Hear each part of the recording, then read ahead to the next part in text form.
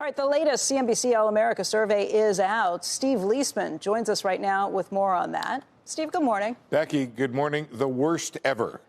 Amid persistent inflation, higher interest rates, and recession worries, Americans in this survey have never been more negative about the economy. The CNBC AllAmerica Economic Survey finds a record 69% of the public has negative views about the economy, both now and in the future. That's the highest percentage in the 17 years we've been doing it, and it's hitting President Biden's approval numbers. Take a look at our first piece of data here.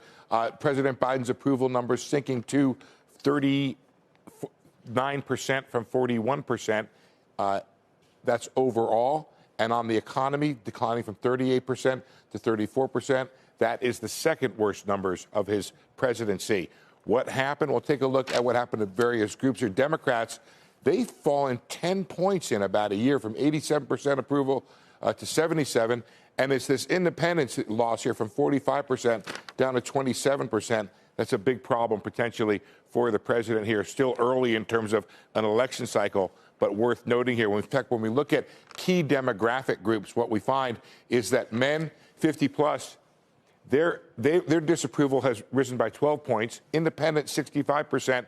Their disapproval is up by 6. This is one that our pollsters, Republican and Democrat, for our poll here of 1,000 Americans, they're particularly interested in this one. This is up 13 points compared to the prior survey. And Democrats, their disapproval, 28%. That's up 7 points. It's this right here, folks, this whole area right in here. That's where the Democratic coalition was that elected President Biden, and loss in this area or high disapproval. That's something the president has to be mindful of.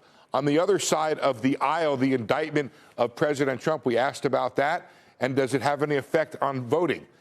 14% said they're more likely to vote for him because of the indictment. 25% said less likely. And a majority here, 58%, said it was no difference. But we asked this question. The biggest differentials, by the way, Democrats were 40% on that one. Post-grads, women, and women aged, and those aged 18 to 34. We asked this other question here. Is it a good thing or a bad thing for a country that the ex-president was indicted? And 53% say it's a good thing because it shows that no one is above the law.